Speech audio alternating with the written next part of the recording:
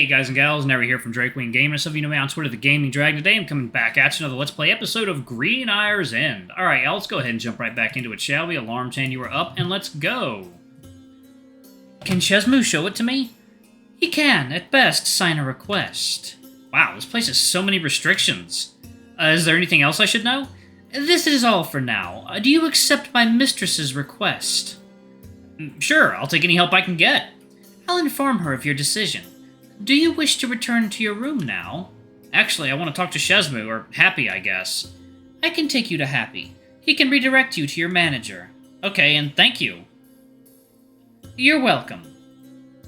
And just like that, I find myself sitting in a different couch, the golden hue replaced by the warm purples coming from the fireplace. Oh, you're back. Do you want some tea? No, I'm good. I'd like to meet the manager, though. I had a hunch that would be the case. But boss, how long have you been here? Less than 3 seconds. Oh, good. Happy, would you mind if I deal with our guest here? Not at all. Should I leave? No need. The baboon walks back to the small kitchen area. Meanwhile, the lion plops down on the couch across from me. Whatever Kebishet has told you, my dear, that my contract was split between 3 managers and that we are in an experimental region, and that you should know more about Lycaon. I can guess what it is that you want to know. Contract splitting is a normal occurrence, and one for the living world and one for the dead. Branch hopping is also quite common. Many of our guests come here from other branches, here for therapy or visiting friends. Since you moved into town with your relatives, I got hold of your residence rights and some more. I split the living world apart of the contract with Lycaon. As for the experimental region part, it means we don't have strictly defined rules for this place yet. Most of them are in a test phase still. This is primarily due to this town being somewhat new. Rules, meaning how much we can involve ourselves with the living and the dead. Usually gods prefer to remain silent, but me and Lycaon like to be a bit more personal. As for the Wolf King, he and I are the 2 rulers of this land.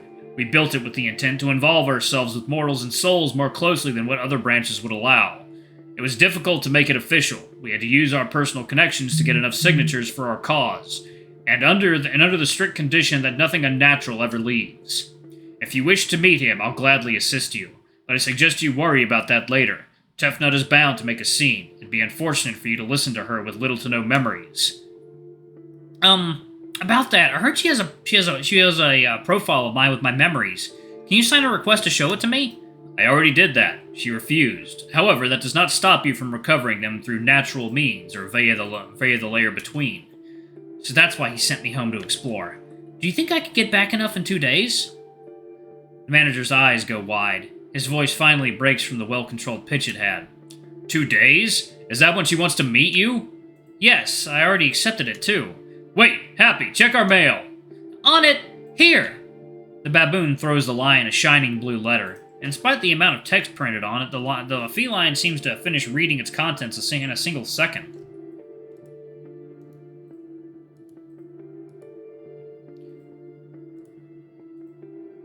That Madame has no patience. Nope, it's more like she has no idea how much time 2 days is. Fine. We'll need to quicken our pace then.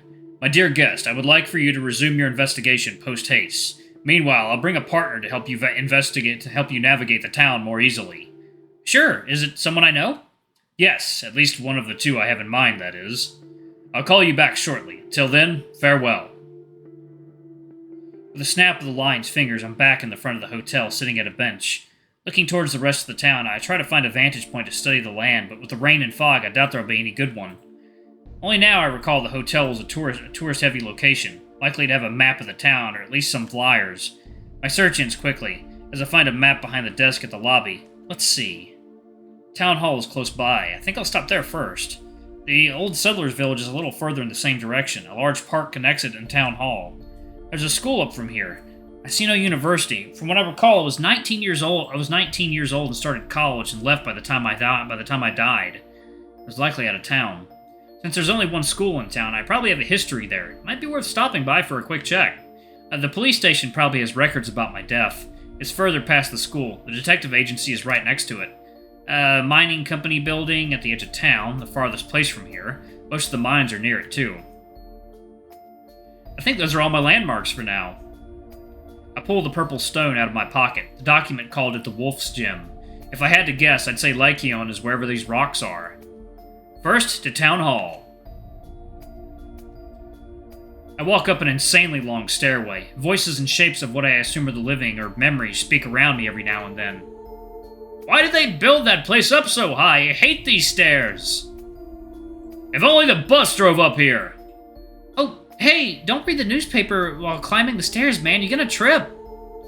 Oh, don't worry. I do this every day. Do you all hear they're gonna be filming a movie here soon? Ain't that just a rumor? It's been over a decade since our town filmed anything. The theater is still not fully repaired, right?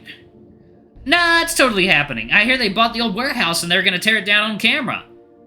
Don't you mean construct a set? Who tears down a warehouse on camera? I don't know, but there's a bunch of people coming to watch it too. I heard they wouldn't use the park to get all the people relocated. The bantering continues the whole way through. The civilians seem excited about rumors of some big event happening in town. Eventually we reach a small park and a cafeteria on the way up. I decide to sit down and rest for a bit. Many others do the same.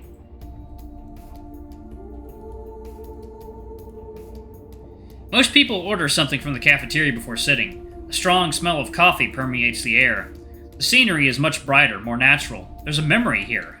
A few seconds later, I see 3 figures walk up the steps, one of them familiar to me, Fame. Another is a much older man dressed in a similar style, but with much more intricate patterns. For some reason, I know this is the old settler's current chief. Last is a tall man with dozens of scars across their face. They dress in a typical formal attire, but the shirt underneath the coat has similar drawings to the other two. On their left chest is a badge. It reads Public Detective, Henrique Almer. Fame waves to a few others. They're the same in kind. The old man just stares, seemingly uninterested, even a little annoyed. Excuse me? Fame moves over to the cafeteria, carrying a couple of paper bags full of something. The cashier greets him before unpacking a bunch of coffee beans from the bags. The cashier gives Fame a thumbs up and hands him an envelope. The old settler checks the contents, thanking the shopkeeper before returning to the chief's side. All their offers mix it with something else. Very few of us don't. It's quite strong. But not to have it even available, eh? They are one of your biggest clients. Please don't make a scene. Now, would I be a good dealer if I don't speak up? Fame, did the cashier pay you poorly or mistreat you? No, I don't think so. Then their deal with you is done, and smoothly. If someone wants a pure serving, they can just ask. As that's what's expected here, ask for something that's not offered. Someone comes walking up the stairs, a confident feminine voice accompanying them. Isn't that normal everywhere, though? The newest arrival is a woman dressed in a strange style. She appears lively, confident, and well-kept. Ah, Miss Mayor. Good morning to you, fine. Chief, detective. Good morning, Miss Olivia. You seem worked up. Did you walk up the stairs, too? I walk the way up during the workdays. Helps me concentrate later in the day. I also tend to stop for coffee here. Are you all getting anything? No, can't waste a village's budget on a small trip. I'm offering to pay this time. That seems to surprise the chief a lot. The elderly man has his mouth agape. A smile spreads across Fame's face. The detective is unfazed. What? Huh. No, thanks, but I don't work well with a full bladder. Yes, we're in an official business meeting. Our head needs to remain clear. Please, the meeting is only 3 hours from now. It'll be out of your system by then. I have tons of papers to read through and sign before that.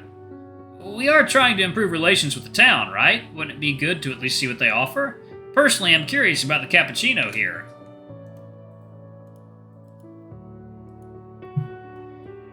What about you, Chief? I assure you this cafeteria is quite good. Village coffee, nothing added. They'll be happy to serve just that, I'm sure, and... I'll just have water. The four walk to the cafeteria. After they do, something moves at the corner of my eye. Past a bush line, I see there are a few private tables. I see 2 figures standing up from a desk, both wearing caps. Once I walk a bit closer, I notice it's me and Lorelei. That uncomfortable being near them? It's not necessarily being near them, just the public perception of the situation. People like picking sides, even when they don't have to.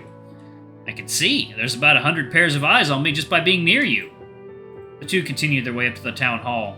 I'm guessing this might have been the day for the festival planning. The place becomes surreal again. I take it as my cue to resume my journey.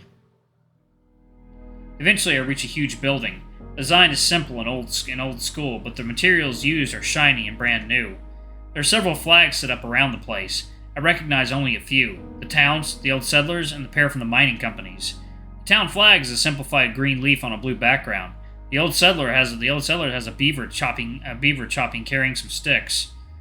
The mining company has two flags. The old one shows the silhouette of a man with a pickaxe and a safety hat against a white background. The newer one has the same person, but next to a much bigger truck. I follow the dozens of others into the building. The lobby is pretty simple. There's a reception desk, a table with water and snacks, and some seats. The walls and floor look pristine, but most of the furniture has a lot of wear and tear. Maybe they were used from somewhere else. Covering the walls are numerous historic pictures of the town along with descriptions. The earliest point in history dates back to the 1800s when a group of immigrants found this land and built their new homes here. These people became known later as the Old Settlers. Decades later, during a movement to expand the country, a new group arrived in the area and with permission from the crown to seize land for themselves. Fortunately, both sides wanted to avoid conflict, so instead they made a treaty to combine their forces. A few, however, decided not to comply and constructed a fence around the village, where their descendants live to this day. A few decades later, the townsfolk found out how rich in minerals the caves in town were. This discovery led to several individuals immigrating here, but an economical boon never happened. The town wasn't prepared to deal with large amounts of people, leading to poor working conditions and several permanent injuries. It wasn't until the late 1900s that the mining company would rise as both an economical and political figure in town. The cause was attributed primarily as the leadership of one Rodrigo Rocha, who united the miners and gave them the means to perform their jobs efficiently. Nowadays, the mining company provides the town with more than a third of its total income and controls the primary means of communication with the outside world, such as the roads and radio towers. The second biggest source of income for the townsfolk comes from tourism. The town has naturally beautiful vistas, is isolated from most of the country, and is known for its good local cuisine. Alright, y'all, I'm going to go ahead and pause it right there. Thank y'all so much for watching. Don't forget to like, comment, subscribe, and that notification bell, and check out our Patreon if you can. It always helps. Before I go, I'm going to give a quick shout out to our lovely bronze tier patrons. Thank y'all for all I do for the channel. We greatly appreciate your support. Thank you to our silver tier patron, Cade Silverman. Thank you above and beyond. It's greatly appreciated. Thanks to our two gold tier patrons, Zeke and Toby. Y'all are awesome. We love you. Thank you for subbing to Ultimate Tier. Anyway, if y'all want to get your names in the credits, get access to all we're not safe for work contents as little as $5. Alrighty, I love you all, and I'll see y'all in the next video. Bye-bye!